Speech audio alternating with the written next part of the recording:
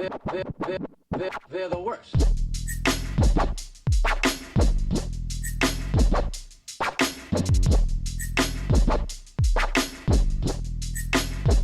They're the worst. Hello and welcome to episode 20 of Reboot or Deboot. As always, I am Noah Davis. I'm John Pino.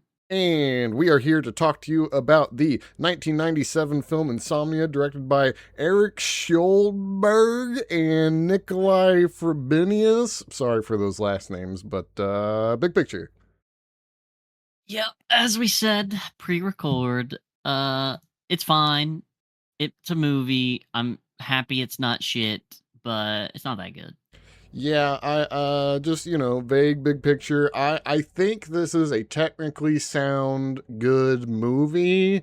There's just I don't know. It's not as though I've seen it before, but it has a lot of elements just from everything you've seen before. So that I think maybe in the 90s this would be a little more groundbreaking when Fincher had just kind of just gotten onto the scene and this kind of edgy That's Lars the right von word. Trier kind of, the edginess had just been birthed in the film industry, in the 90s or maybe 80s or something. But yeah, nowadays it just comes off as a fine thriller. That's fine. Yeah, it's all the edgelord makings done cinematographically well. Right. So I can understand why Nolan not only probably overrated it in the sense that the direction, the lighting, it had such that cool grainy film tone, but also Mhm. everything was very white and light for how dark the movie is, which is kind of, different. Yeah, I think that was we'll get into specifics, but I think that was a great juxtaposition. Yeah. And the edginess obviously comes from the plot lines and all this, rape and sex and murder shit Yeah, that's going on. Trigger warning, because this movie, Yeah. it's not a family movie. It's not like Homeward Yeah. Bound that we just watched 2 weeks ago. Yeah. It's certainly not one I would really even watch with other people. It's just not it's not inviting. There's nothing fun to talk about after the movie. You need some time to digest it, and only when you know someone else has watched the movie should you discuss it. Then you can talk about it. I think that nails it, honestly. It's not as though, oh, it's too edgy and I hate it. It's just, you might want you want to watch it alone. You don't want But you got any specific positives? Yeah, I alluded to it there, but I'll Mhm. go into it in detail here. I really it's pretty much the one glowing positive I have is that, again, cinematography is over the top. The direction, the lighting, the stage design, the costume design, everything about how it looks and feels is probably perfect. I don't think they could make this movie better in that sense. I think I totally agree with you. Whether it's the color palette that was very intentional, or the editing that made you, obviously, oh, the audience isn't going to be paranoid, but the editing that at least tried to do that by doing the moving shots and people would be behind each other when they weren't behind each other, and flashing into different sequences as though he were daydreaming but not. And again, like you said, the colors of everything, when everything's so dark or the plot is so dark, the story revolves around a town in which nighttime is just daytime or as bright as daytime. So he's constantly battling with this light, and I think that's a great thematic representation of his actual internal struggles. So yeah, the direction, editing, cinematography, camera work, all those guys nailed it. You have other positives? Oh yeah, another one kind of is encompassed by that is just the vibe it's got going. It's very steady throughout. It feels very concentrated and focused. It's never lollygagging or onto this random thing or onto that. It's very just straightforward, steadfast in what it's trying to do. I'll also say it was great at this descent into madness type of thing. Um, where he's just kind of slowly, maybe not even slowly, it's pretty quick, where he's just unraveling, and we get to, as an audience, kind of unravel with him, even when he's making these crazy kind of decisions. You're just there for the ride and kind of enjoying it. um and I'll also say that ties in with just the inherent tension that this movie was able to produce. Yes, tension comes with, just having a cop character just automatically, but it's another thing when there's actual tension to the movie. I think that's the tension is well grounded within this character who seems insane and could do anything at any moment. I think that just goes a long way for the feel of the movie. No, totally agreed. Um, I want to mark Stellan as a positive here. I think he does it well. Are you about to blaspheme Stone? Yeah, a little bit. Just like there's something about the role itself, I think, that detracts from his performance of it. Like, when I think of sort of these mixed good bad people, or even like outwardly bad people who should have no redeeming qualities, you can still like think they're good actors, right? So that's not really what this is about. This is just sort of like the combination of an okay to good performance and a terrible role. Then that's where the waters get muddied.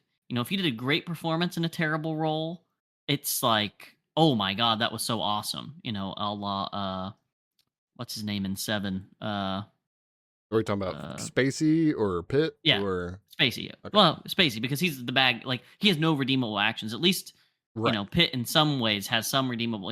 He's trying to do good. He's like the naive, I want to help the world cop. right. But everyone had stellar performances. That, but I just meant someone who you don't really have justification for why they're doing what they're doing, other than they're just a fuck up, like him in this movie.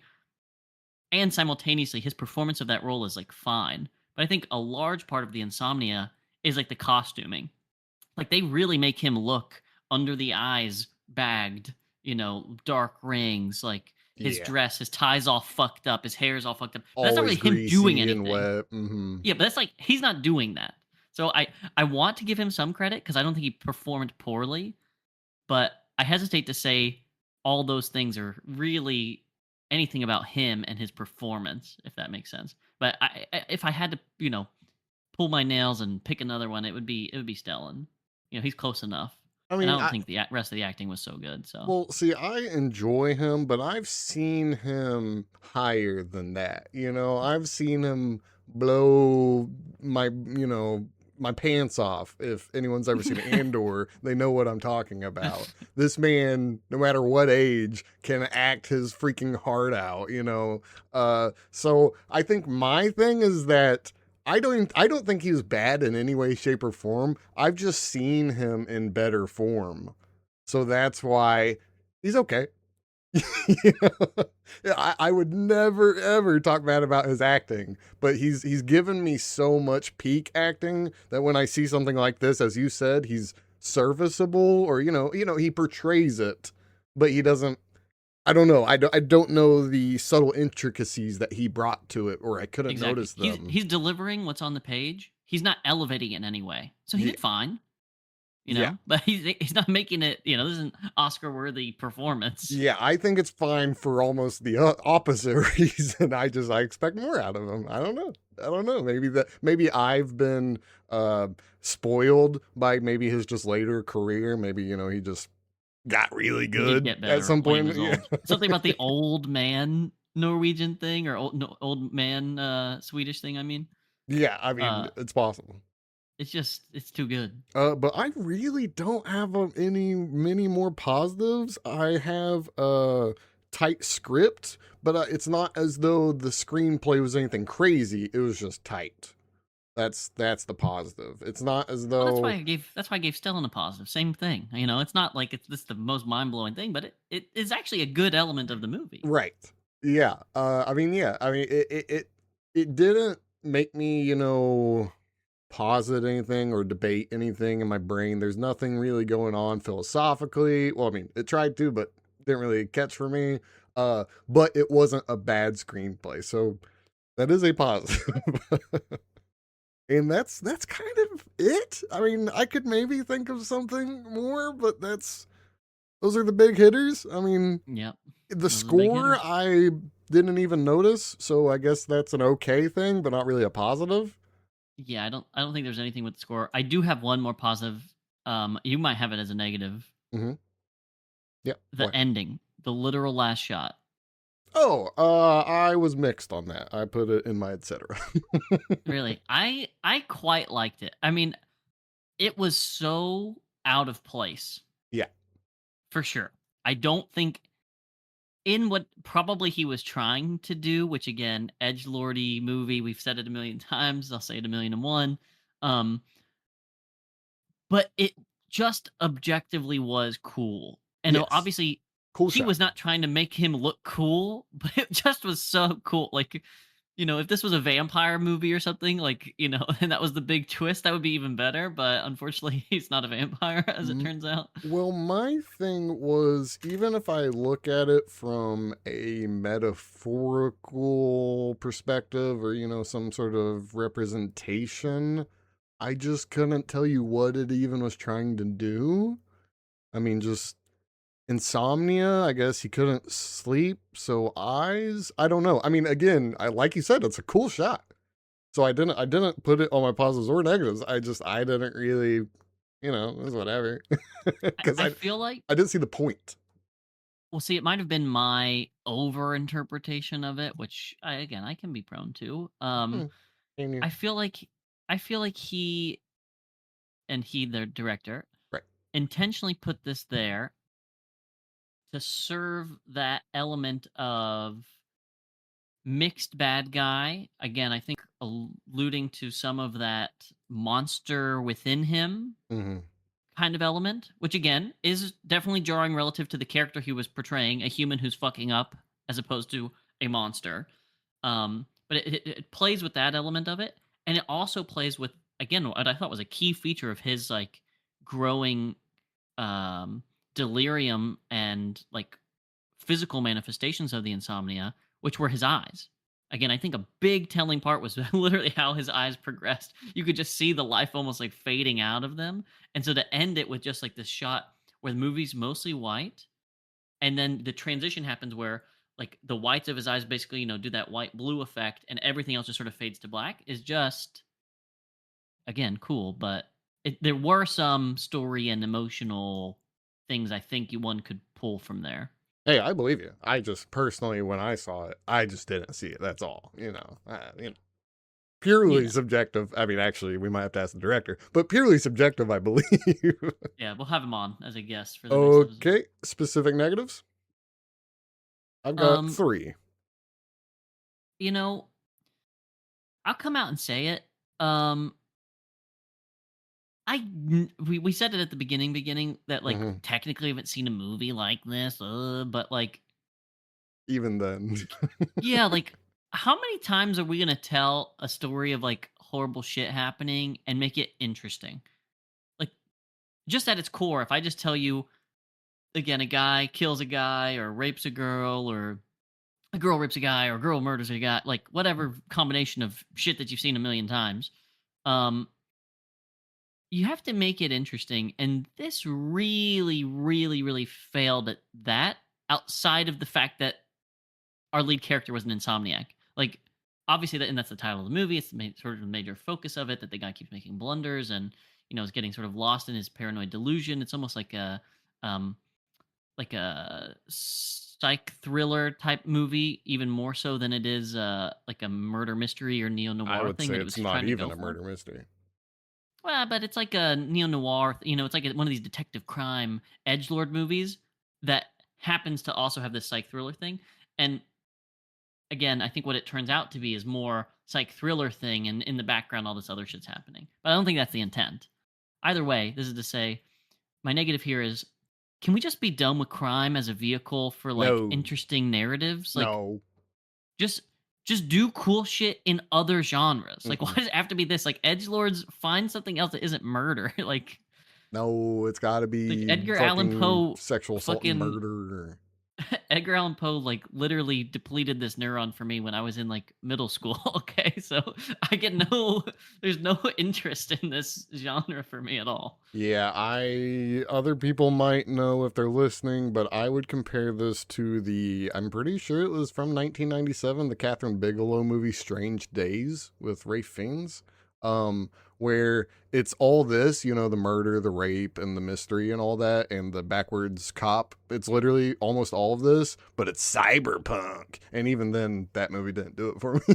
So Yeah, so goes it's goes. just funny that okay, now we just get a straight faced one, and I mean, it's again, we've said this is a good movie. It didn't get me excited or anything. I'll also say to piggyback off your negative when you were talking about the genre it was in, I think it is not a murder mystery simply due to the fact that the mystery is solved with one singular clue that wasn't even given to the audience. We just Which was? the book. Just they said, "Oh, he's the author. He signed it. Boom, mystery solved." And that was I don't know halfway through the movie.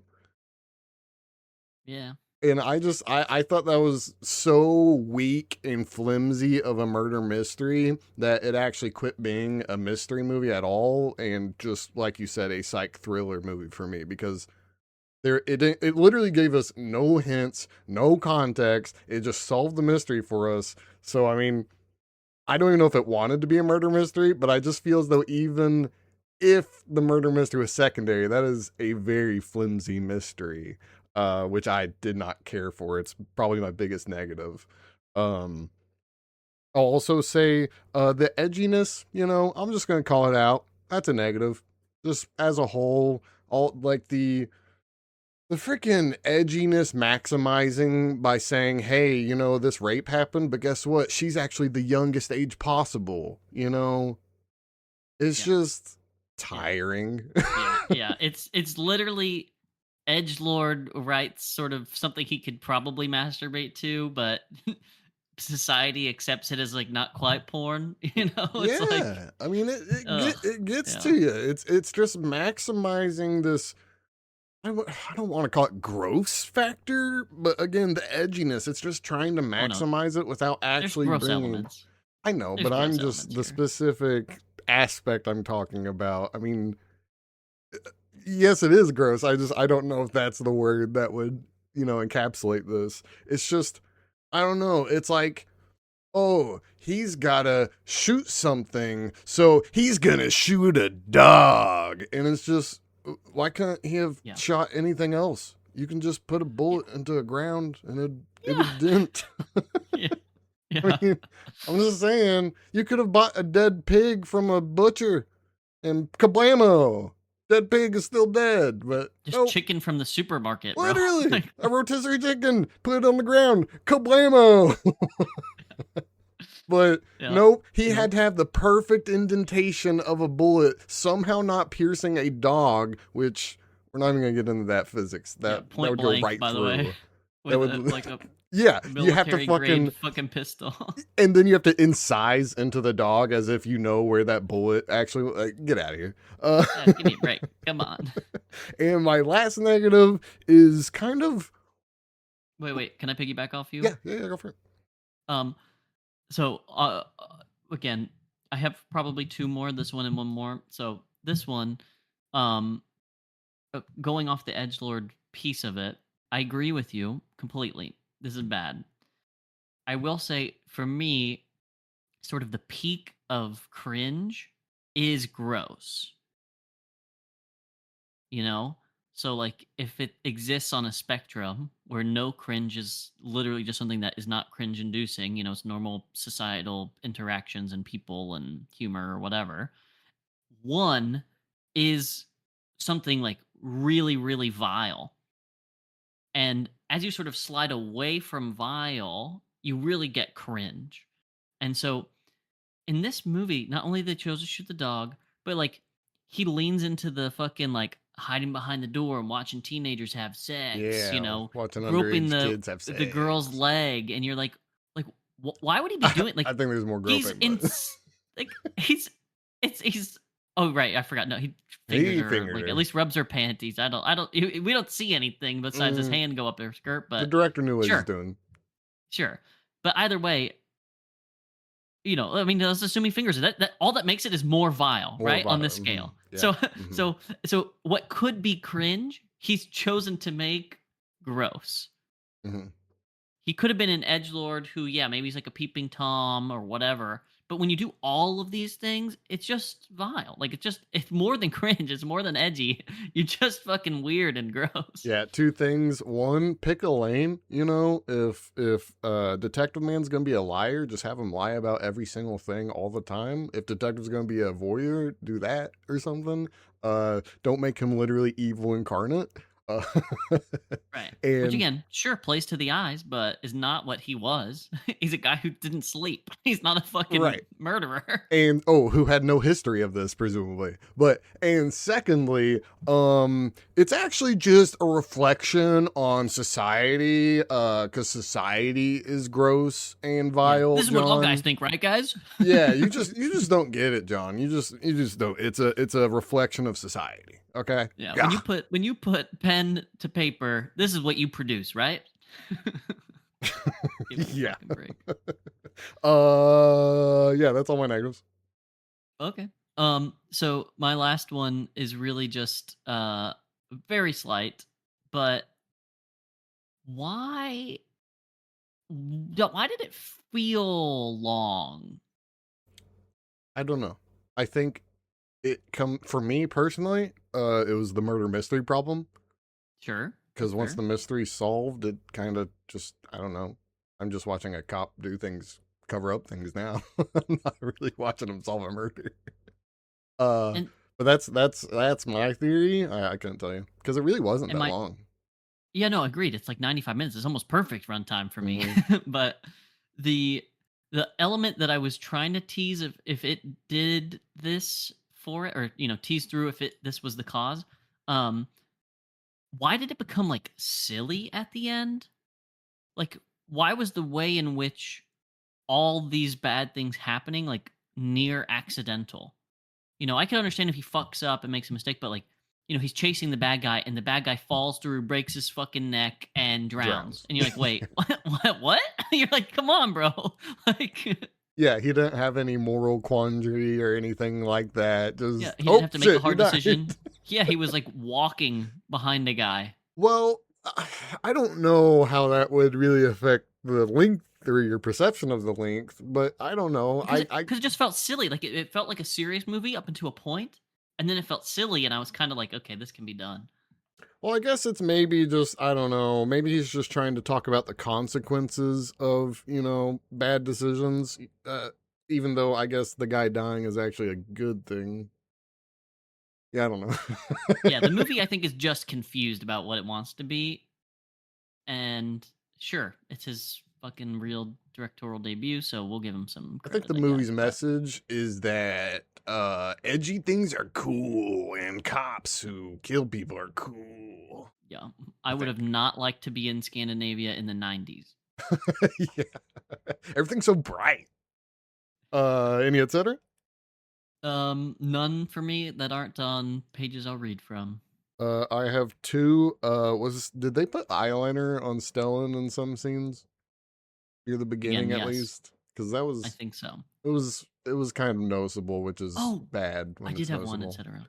What? I mean, I haven't. Yeah.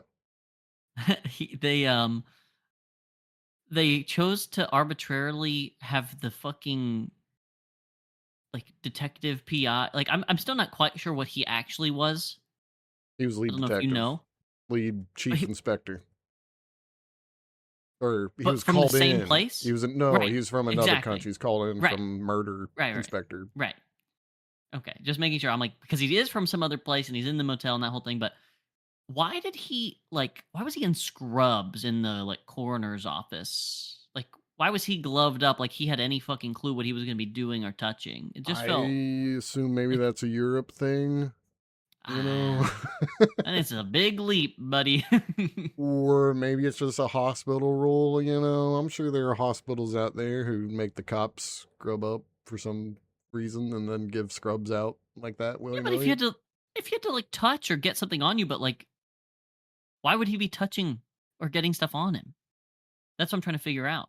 Because What he's a cop. expertise of touching a corpse would he have that the fucking Uh, coroner wouldn't? bro, he had to hold her face in his hands to look at it. Dummy. Yeah, I don't think so. Clearly, you're wrong because he did exactly that. So get out of here. Okay. My other etc. was the whole Norway Sweden thing or Denmark. I was wondering where he was from. Where I Stellan was from? Yeah, I knew he was from another place and he was going back home. I just was wondering where he was from. I don't did I miss just one word mention of it? Yeah, that's where I was getting at too. I don't. It was not clear to me where people were coming and going from, but it's probably just because it was all in fucking. I don't understand the characters, so it all just became one thing. At least from the wiki page, the murder happens in Tromsø or some shit like that, and he's a police officer in Kripos, and Which so are different cities in where Norway. in okay. Okay. But Um Angstrom used to be in the Swedish police, or Jonas or Stellan, however, whichever name you want to assign still him. And then he moved to Norway. he That's it. moved he sorry, he's moved to Norway as in he's going back to Norway after this movie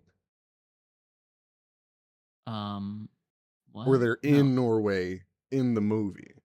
they're in Sweden in the movie. Or no, sorry, they're in Norway in the movie. Right. He came from Sweden to Norway Gotcha. Okay, that's what. Okay, because that one guy complained about not knowing Swedish or something, and that's the only thing I knew. So I didn't know if Sweden was spoken in. I don't know. Okay. Any hopes or fears or whatever? How to improve or what are your thoughts on the reboot from old Chris Um, Nolan? I assume Chris Nolan's going to make this better. If for nothing else, then it's going to be edgy and cringy and have the same beats, but it'll have better acting. It'll have similar cinematography, and hopefully a similar runtime. I Those are my hopes. I know the cast. Um, Is it going to be big Hollywooded out the ass? do you know who plays Stellan? No. I'll just spoil it for you now. Al Pacino. Oh, so there's a lack of subtlety in the acting, if I had to guess. Yeah, that's my God fear in the damn. movie. Literally, my only thing I could think of was Al Pacino. Just period. Just I think it says enough. I like the man, but have I ever been impressed with a role of his? I don't know. I don't know. um, Yeah, so Al Pacino, actually, you know what? Serpico's pretty great. He's pretty great in Serpico. Yeah, Al Pacino is supposed to play Jonas or Mark, whatever his American name's gonna be. Yeah, so that's my fear of the movie is just big letters, all caps, Al Pacino. So, Hell yeah. okay, so Letterbox Wiki.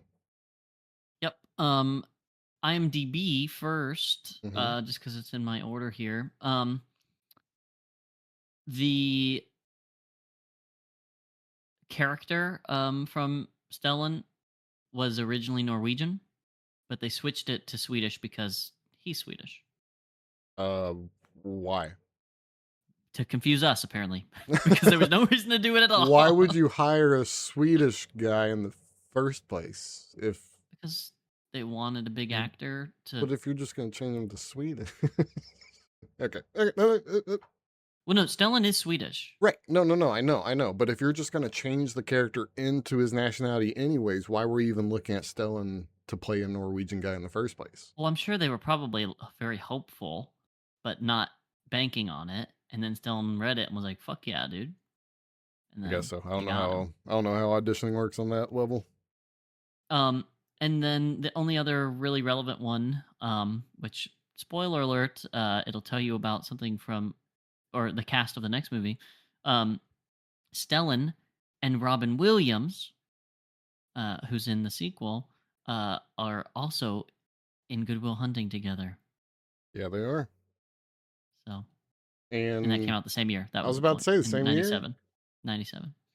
That's crazy, actually, to think about that one. That Yeah, that's why I said it. It was a also, bit mindfucky for me. on a kind of random tangent, I was thinking of this. Stellan was a 45-year-old dude with 3 kids, and he was just making stuff like this. I was just thinking to myself, how? Like, how could you? I don't know. I mean, obviously, acting, you have to sort of, I don't know, compartmentalize things, but like, I don't know, dog. You're raising 3 young sons or 4 sons. And daddy's got to go to work. He's got to pretend to sexually assault a woman. Yeah, just that's funny. Uh, Wiki. No budget, no box office, so can't tell you. Must be a uniquely American thing that we've had to put into law that you have to tell us this stuff. Yeah, I feel like yes, and also it shouldn't come behind like a paywall like that one website wants me to believe in. Oh yeah, Um, but I'm just saying that in America, if you put out a movie in the theaters, I'm pretty sure you're legally obligated to tell everybody how it did. Agreed. But in other I don't think it's an great thing. But in other countries, it seems like It they isn't a just great thing. don't have any sort of law like that. Or the wiki curators for the English wiki aren't doing their due diligence for the facts of, reading some obscure Norwegian outlet to turn crooners into USD and That's a lot of work. do all that for us. Um, Critical reception tab, widely praised as a quote psychological study and quote semi noir. So Is that what we're there's calling that. dark detective things, semi noir? You, you mean light detective things that lean noir? Yeah. Um, Okay. Yeah. Yep. and then Roger Ebert basically compared it to Dostoevsky's Crime and Punishment, which is interesting. The movie or The novel. okay. That's why I said Dostoevsky's to not confuse it with the Why was he adaptation of comparing a movie Dostoevsky's. to a book? If I read the original article, maybe that would help, but I didn't do that. I'm just wondering. I just, I guess you could thematically, but I think it's just so weird to reach across a medium to do that. I don't know. Yeah, Right. Rage Against the Machine's latest album really reminded me of To Kill a Mockingbird. Like, I don't know, it feels weird. All right. This movie is not a thriller or an action picture, but a psychological study. Quote, Crime and Punishment comes to mind with its themes of a man who believes he stands Imagine. outside the rules that apply to other people. It is not that Jonas is a murderer. He made an honest mistake. Wait, no, Wait, wait, Rod. wait, Wait, did we wait, watch the wait, wait, same wait, movie? wait. It is not that Jonas is a murderer. He made an honest mistake, but that he does not see himself as an honest man and cannot trust that others would believe him. Um, yeah, no, bro, we didn't watch the same movie because that's a terrible take. L take, Ebert. Yeah, because there was no implication that there was ever another gun on the coast. That wasn't an honest mistake. Yeah, yeah, That's and just and shooting the dog is not an honest mistake. Like this yeah, is being a dog. half of these are not honest mistakes, Well, how bro. about What the lying fuck are you to smoking? every investigator ever? How about trying to lie and get a real killer off for no reason? Just because he could have implicated you, but you're a fucking cop, so the killer wouldn't implicate you? Like, what?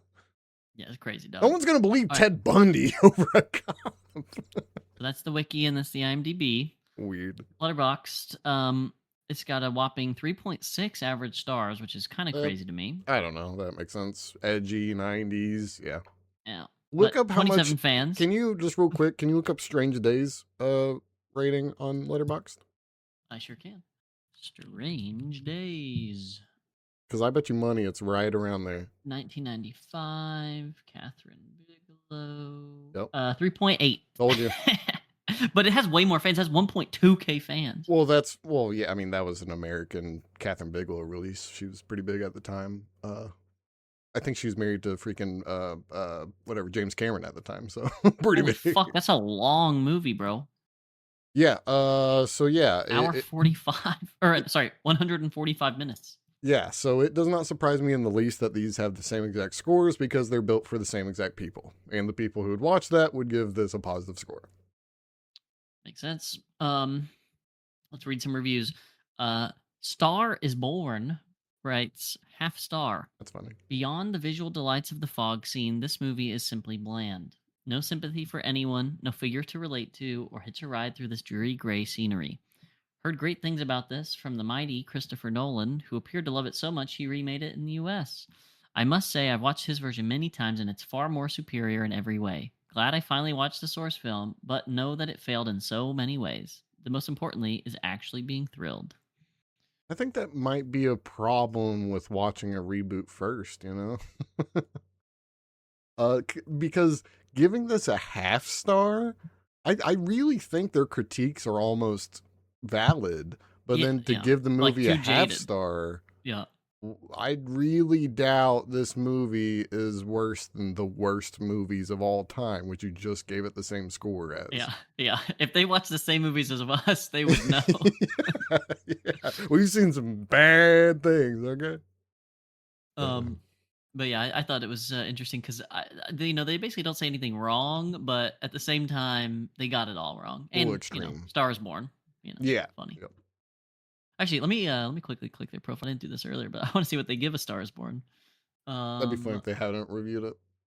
Any of them. yeah, I don't actually see a score for A Star is Born. Boom. Hey, it's not like there are literally 4 different versions they could watch. Yeah, or they could have rated. I'm sure they watched them all if their fucking name is that, right? People are weird like that. Anywho, Fat Pie 42 writes 1 star.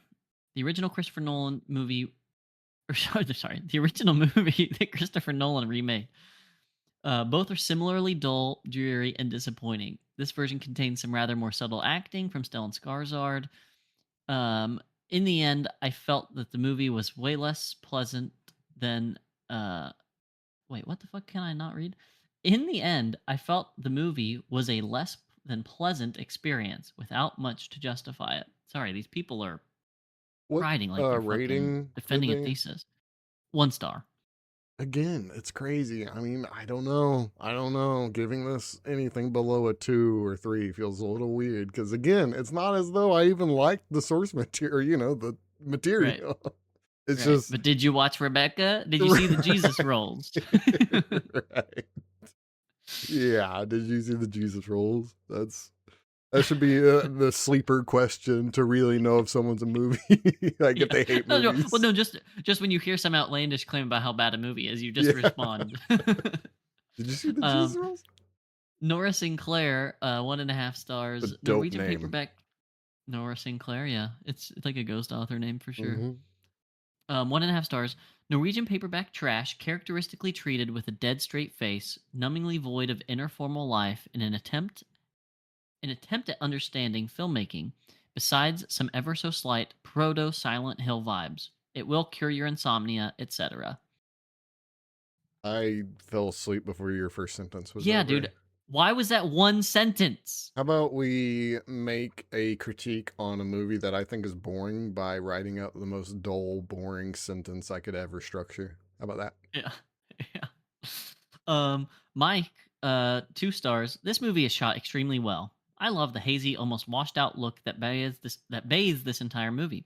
Hmm? It creates the effect of weariness and eye strain. The performances are good, the subject matter is interesting. It's a slow burn psychological thriller, so I should be on board with this. Mm. But in the end, I just didn't really care about anything. Hmm. Like, not a single damn thing.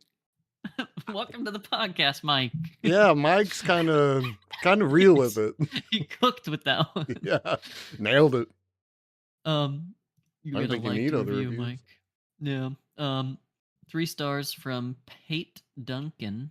Pate, Pate. Bro, literally just put on slow drive and take a melatonin. There That's it a is. joke, I guess. Yep. That's a Yep. joke. Russ Man, 3.5 stars. I'm in the mood for some insomnia cookies. Okay. Why are people writing this shit? Why do all letterbox reviewers, sorry, not all, that's, Too much. Why do a Reductive, lot but of most. letterbox viewers either think they're funny or smart? Just tell me what you Uh, think of the movie, you idiot. have you seen people who watch movies? I know, I know. Sorry, have I viewed the audience that indulges in the craft of filmmaking? Isn't that what you meant to ask me? Yeah, exactly. The people who would spend time because they think they have interesting things to say and make podcasts about this shit, but then also simultaneously hate on people who have the similar hobbies as them. Hey, we're not I d- saying big fucking words. every once in a while, I bust out the SAT word every once in a while. Okay, Um, well, we don't act like we're bad. yeah, Actually, we do. yeah, We I'm a might do normal that guy. too. These people are dickheads. We have said the term layman before, so I don't know, actually. All right, three left. Dave Edwards, 4 stars. Insomnia has to have the most unsettling and haunting freeze frame to ever close a film. Um, I only put this here to say, how could you get that take from that ending? Definitely cool, but the most unsettling and haunting freeze The frame to ever close a most. film is crazy. Like, Dave Edwards, how many movies have you even fucking watched? Okay. Yeah, also, Texas Chainsaw Massacre has a the original, has a You know killer what? freeze frame ending. I take it back. This guy's a fucking psychopath. Hit me. This guy's got 120 pages of reviewed movies, and each page holds 60 films. Sure, it's not ChatGPT guy. I don't know, but he pays for pro letterbox, so What if he just watches the last frame of every movie and that's how he knows? that's how he's. Wait, let me click into one of these reviews. Uh, hold You on. know what? All right, new series. We watch the first 5 minutes of a film and just tell everything about the first 5 minutes. Yeah, nope. Those are not how he writes these reviews, unfortunately. Sounds exhausting. All Yeah. right, is that all for Letterboxd? Nope. Two more. Dallas, France. Film Is that a Blanc? place? Question mark. Doesn't have quite the ring of film noir, but this movie rules. I recently watched Chernobyl and Breaking the Waves, and they reinforced how fantastic an actor Stellan Skarsgård is. True. This is such a smart, tight, atmospheric film, and his character is just soaked in angst. Secrets, lies, and lack of sleep make Stellan strung out. I can't argue that he did have an air of angst for sure. Well, so the reason I picked this one, not only for the film Blanc, which I kind of liked, Yeah. but why would saying that you watching Chernobyl and Breaking the Waves reinforced Stellan? Like, what does it have to do with this performance? Right. You know, like if I watch the best, picture movie and the best actor happens to be in that picture, I'm not like, oh, his movie from 3 years ago really made this movie better. It's like, what the fuck are you talking about?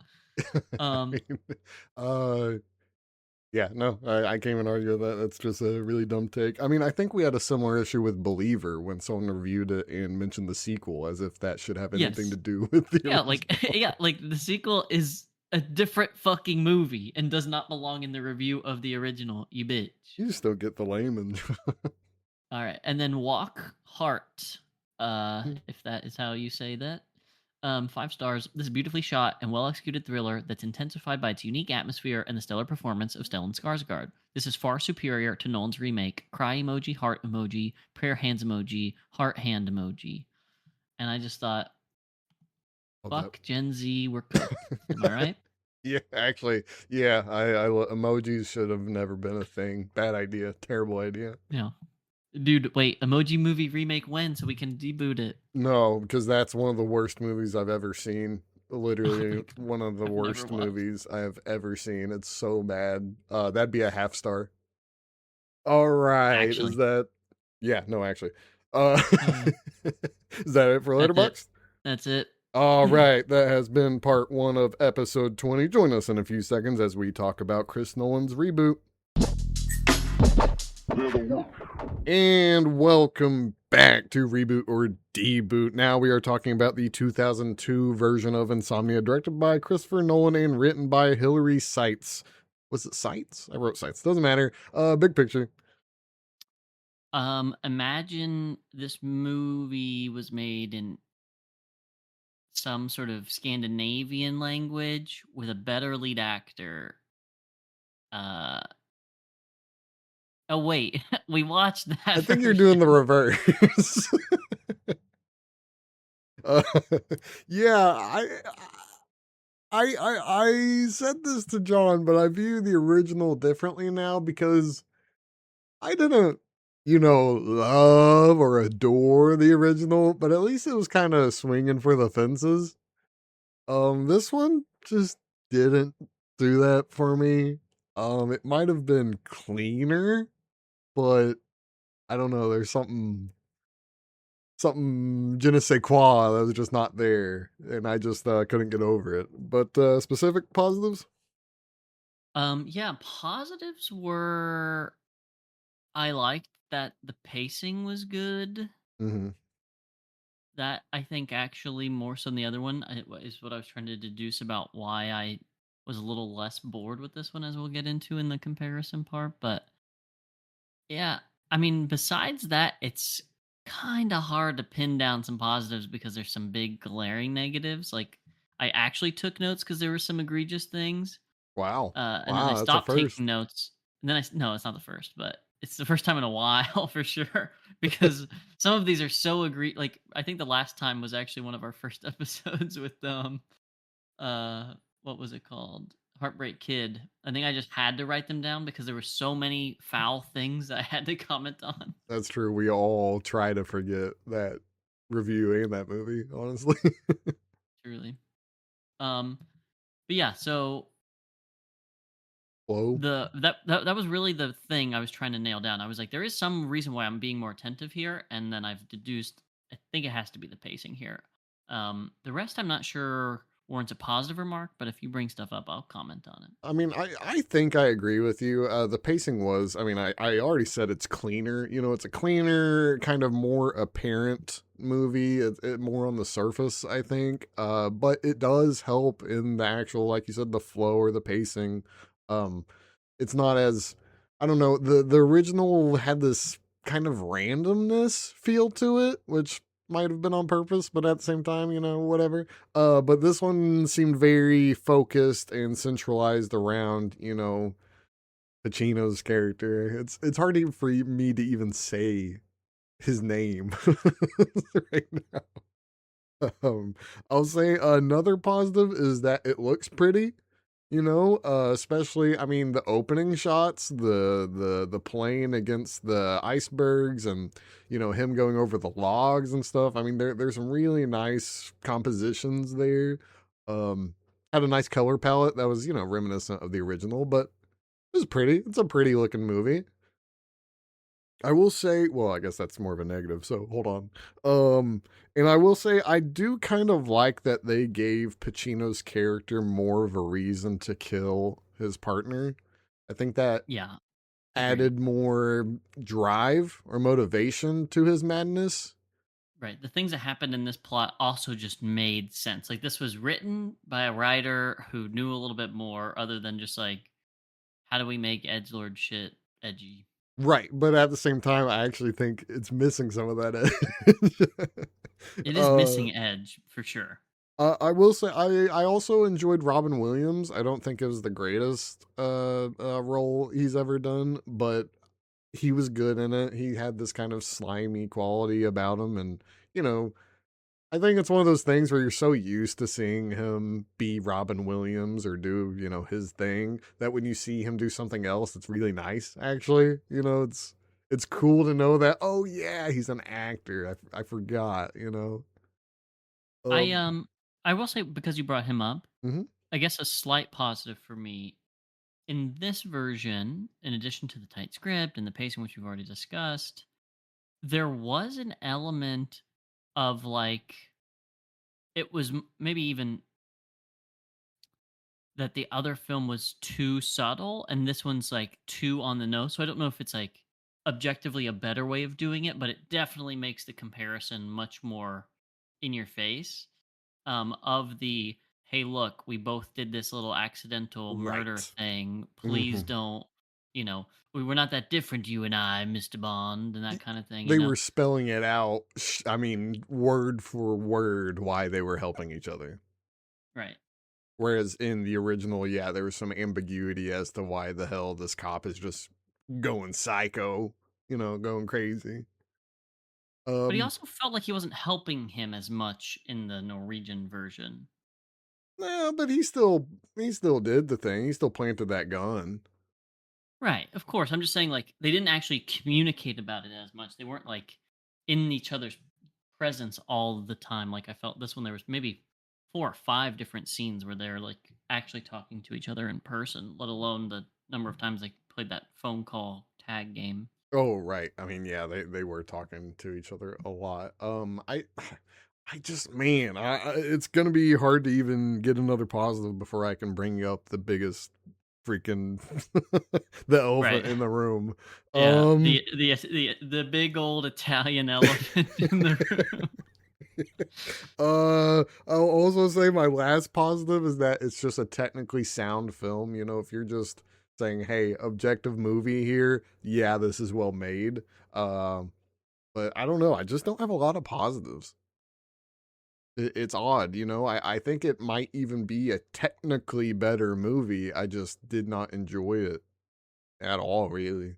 There were very few things. Can we get to negatives? Can we get? Can we talk Please. about? Yeah. All right. So context: if no one's gonna watch this movie, Please don't, by the way. yes, Stellan Skarsgård in the original, it wasn't the craziest thing we've ever seen, but at least it was the serviceable descent into madness. In the 2002 version, Nolan and the powers that be decided that we're gonna recast the character with Al Pacino, and I just, Yeah. it's almost hard to Pourquoi? talk about. Pourquoi? I'm convinced, absolutely convinced, that this was some producer meddling. Because if you notice, the producers Steven Soderbergh and George Clooney were on it.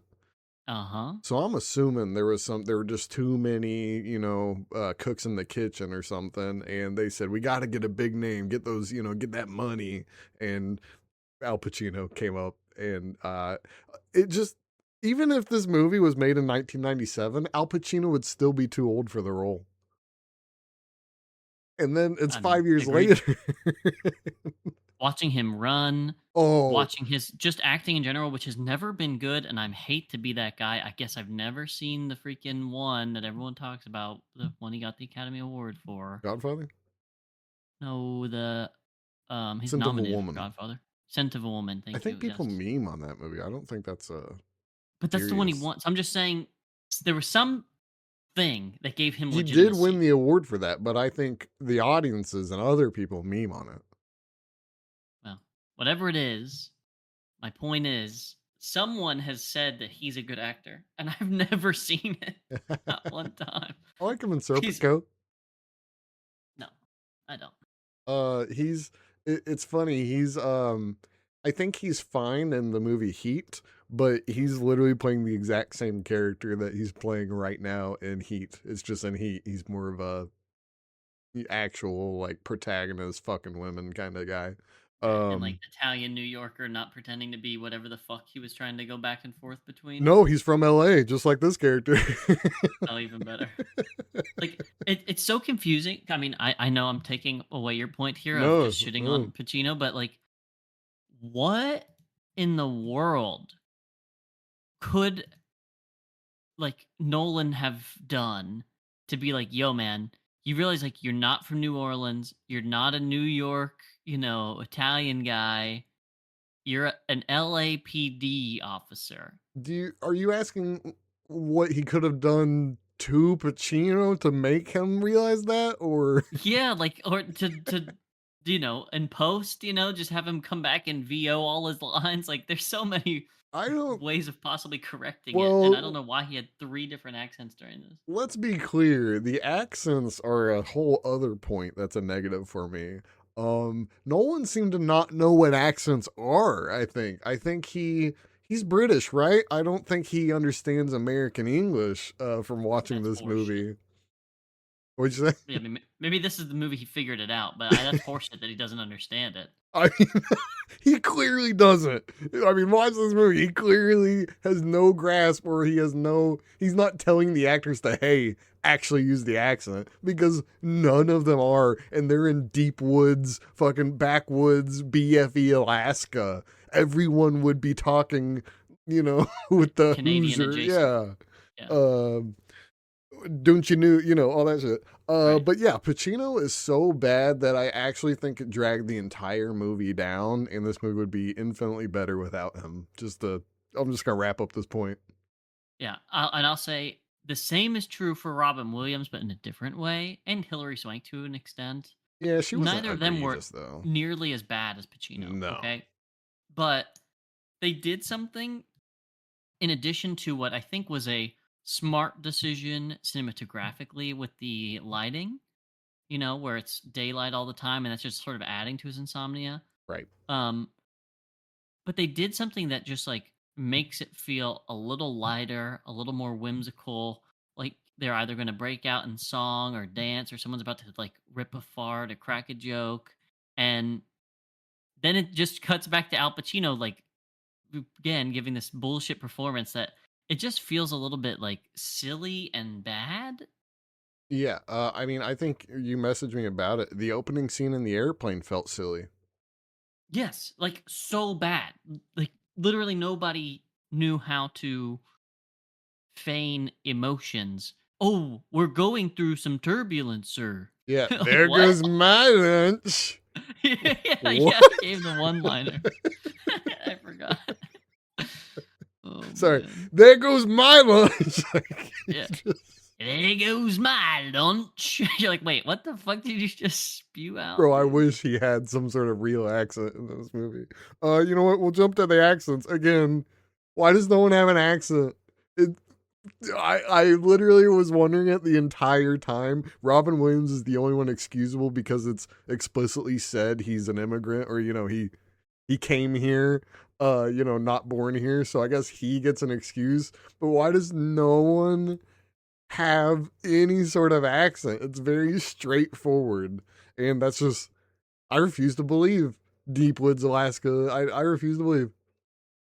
'Cause apparently, all the actors and actresses are from completely no accented places like West Virginia, Boston, New York City, It would have been uh, awesome if they had all those accents and then just said, it's a character quirk, or so, a character trait. yeah, That'd be great. Okay, sweet. Nebraska.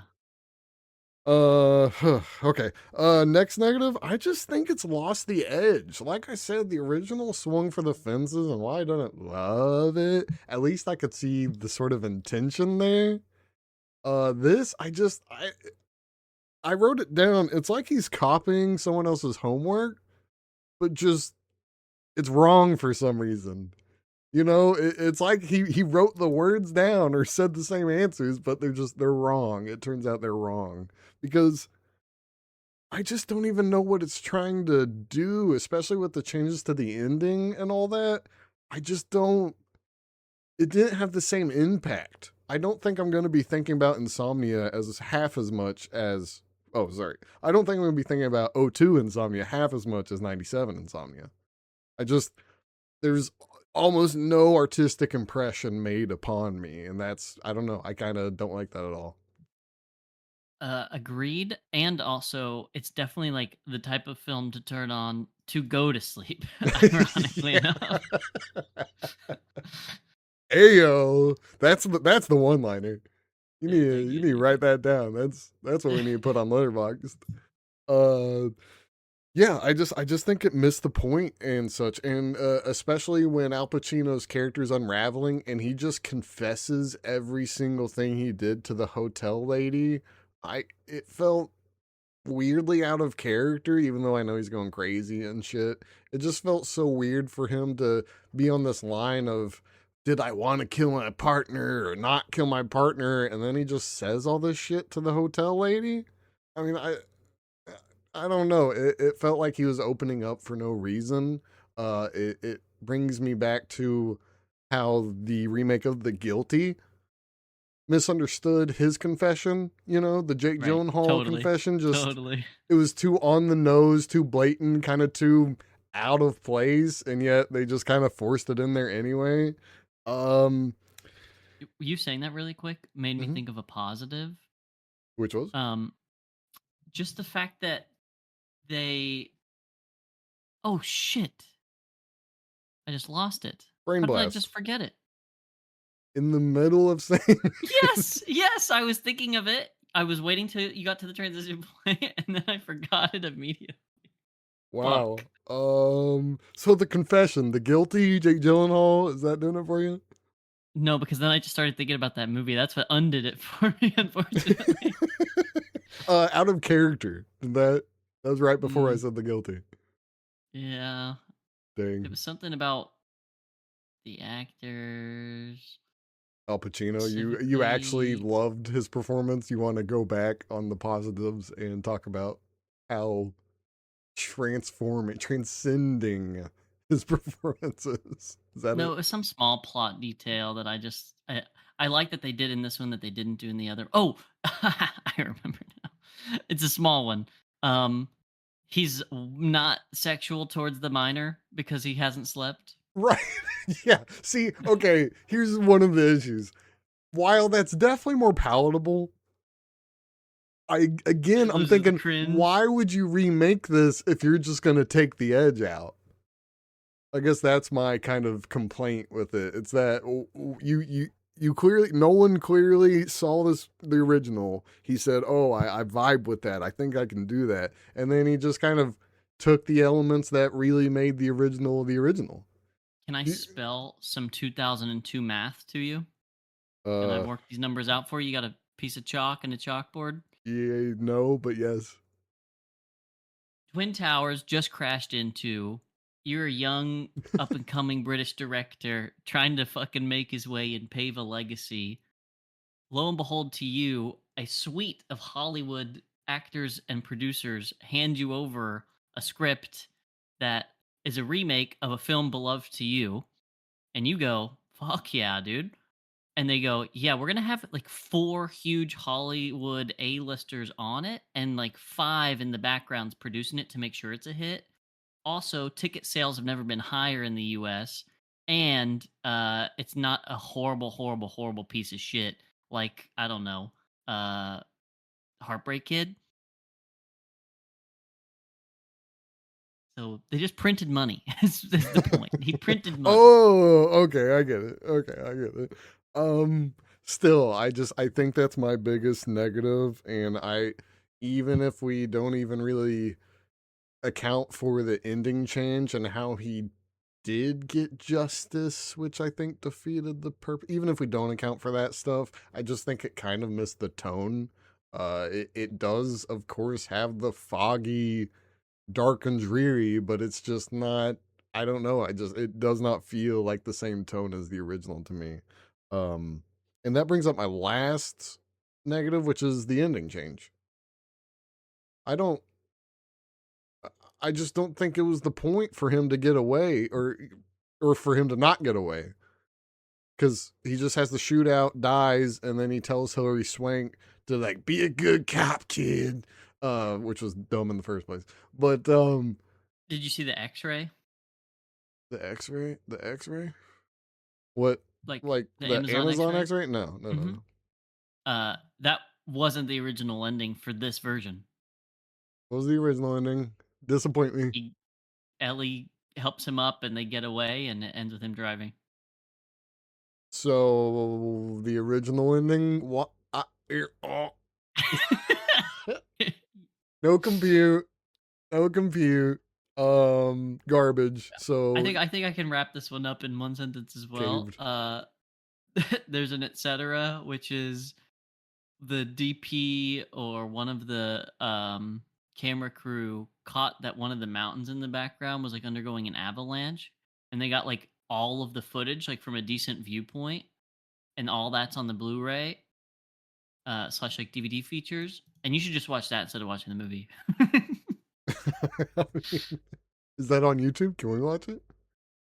I'll try to find it. I don't know.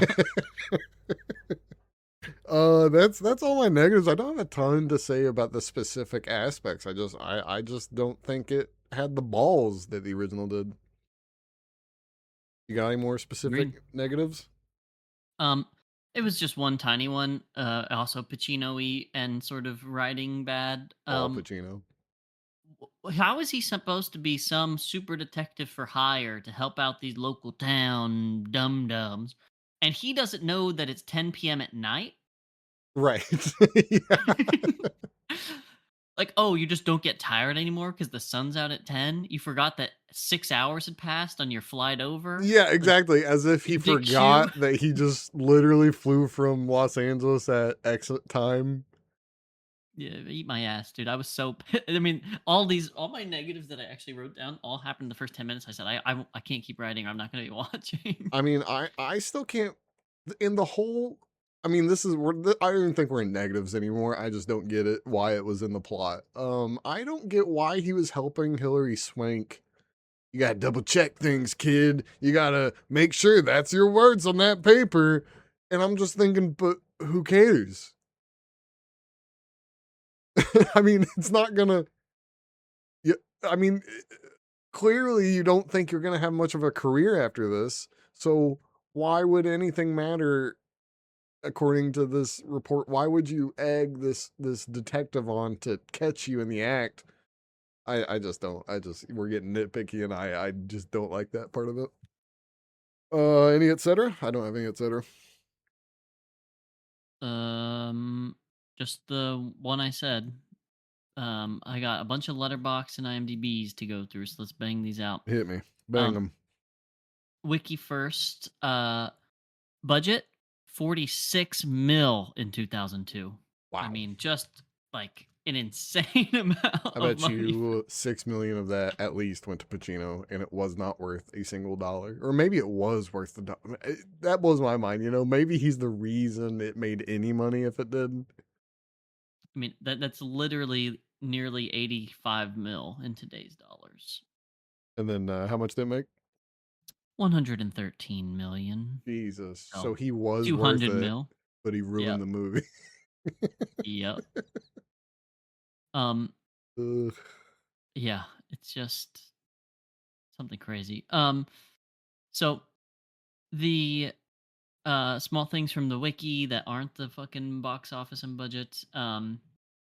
First off, this movie was debuted at Tribeca, and like for pretentious film people, like wouldn't this be bad? Like not only because it is literally just like a worse version of a Norwegian movie where film nerds sort of will jerk over, a la Nolan knowing about the original, but Um, also just go ahead. no, I think I think you're thinking right, but at the same time, if let's say Tribeca, whoever runs it, Tribeca Co, whatever, whoever does that, George Clooney and Steven Soderbergh are pitching you a movie. I mean, you're gonna get people who like Pacino or something. You're gonna make sure that movie's a success at Tribeca. That's fair. And then some production things. Jonathan Demme was originally supposed to be the director. What has he done? Am I I don't familiar? know. It just doesn't. Oh, sorry. What you cut out? Sorry, am I familiar with Jonathan Dim?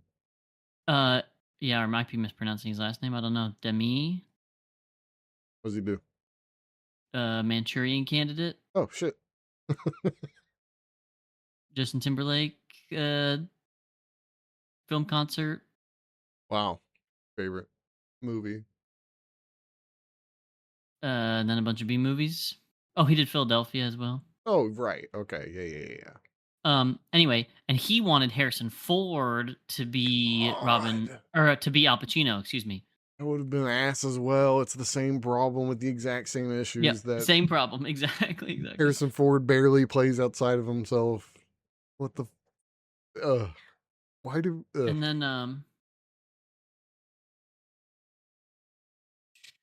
I had another earmark here. Oh, it was all filmed pretty much in Canada and just some like overhead visual aids, like, oh, here's a random mountain, here's a random stream, but no people in it. That was all Alaska.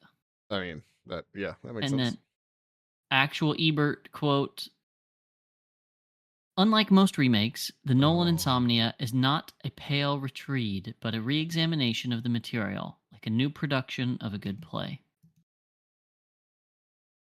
what do you give And it? uh, it doesn't have it here in the wiki, but let me click into the link real quick. Does Why the have we rating usually show been up at the beginning or the end? Three and a half. He gave it three and a half. why have we been disagreeing with him lately?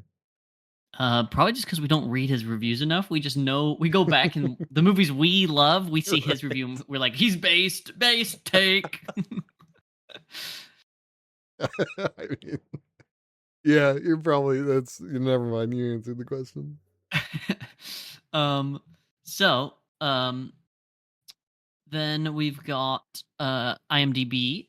So Nolan said that they had a hard time on set dealing with all the different types of actors, where Robin Williams didn't want to do any rehearsal, tons of takes. Hilary Swank wanted to just do a couple takes and be like completely on the ball, like rolling clear cut days and hours. And Al Pacino wanted like to get the character motivation, be very, very serious off and on set, and like do meticulous prep work for each scene, like in terms of what's the word, blocking and staging, you know? What? So I just can imagine he was like, again, young director, one box office movie at this point, and now has like three big actors just like not having any clue how to manage them. Like, this movie What? probably just got away from him. What character history did Pacino do? I wonder. I need to see the journal that he kept or No, whatever. it's probably he just drew like sort of manifestations of a character in different scenes. That's why there's different accents. He's like, now I'm a Nolans detective. Well, you know? I think in my head canon, he's the most dedicated. He spent 3 months riding around with LA Homicide. He's the most yeah. dedicated guy, and this is what we He was get. on a SWAT mission. Yeah. This is what we get and, out of that. and then to understand Robin Williams, he was, robbing banks and getting inside serial killers' heads. Yeah, no, he literally talked to Manson or some shit. Like, Right. um Anyway, and so this is Nolan's only movie he directed, but didn't get an official writing credit on. Although the final draft, which is the final version we see, he did rewrite. oh, so he And might have then, ruined it. yep. And then lastly, Soderbergh had this movie in his back pocket that he wanted to do an American version of. Oh And it no. wasn't until he saw Memento that he knew he had the right director.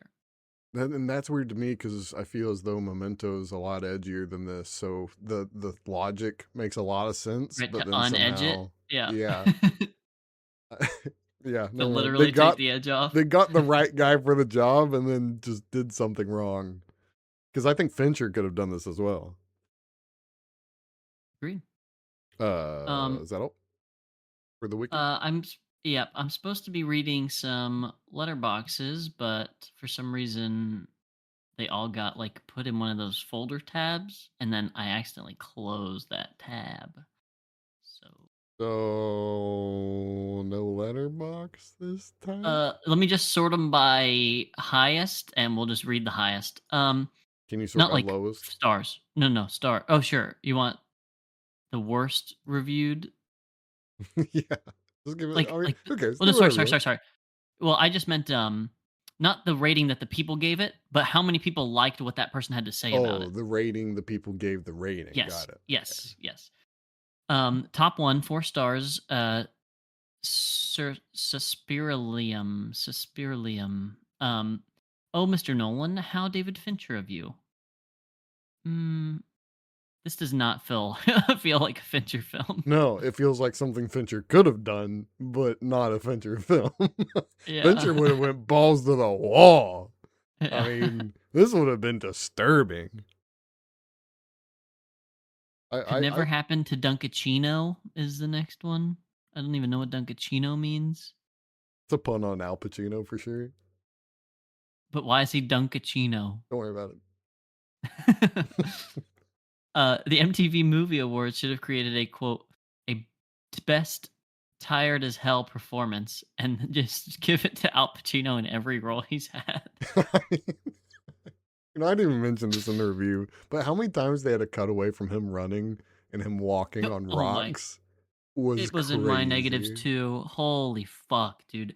The idea that they thought he could chase after Robin Williams in a meaningful way, in a long stretch of a boardwalk over some Dude logs. couldn't walk over rocks. They clearly cut to a stunt double with the same shoes on. I mean, dude is just too old. Too old. Sorry, didn't mean to First 30 interrupt. minutes. Wow, this guy's really good at his job. 31 minutes in. Never mind. I mean, yeah. Let's see if there's a low scored, high reviewed Yeah, one. give us someone who just thinks the original's the Bible. Here's a half star. So why did they have to make this remake that is absolutely not in your style and does not convey vibe? Good I that Nolan felt it and never flopped like that again. Robin Williams was incredibly great. So mad he was here. Such a waste. true, agreed with all those. Half star is a little harsh, but agreed. So this next one is the last one. Quote, a good cop can't sleep because he's missing a piece of the puzzle, and a bad cop can't sleep because his conscience won't let him. This film is just one big snooze fest, and I'm surprised I even managed to get through this. I Yeah. just love that they included the quote as though Right. they're a cop or something. I'm confused how that quote relates to their Or it was gonna circle sentence. back to what they were saying about the Yep. movie. Yep. Okay. Is that Yep. it? All in all, boot? Question I mark want to or say deboot? deboot. I All right, I'm fine with deboot. I'm fine with deboot. again, I even if we took it outside of the context, I still think this is my least favorite Nolan movie, and I didn't love Tenet either. So I Yeah. think it's a deboot. Yeah. Okay, officially a deboot. That has been episode 20 of Reboot or Deboot. Join us next time in 2 weeks on episode 21 when we review True Grit and its 2011 remake. Until then, we are out of here. Peace. They're the worst.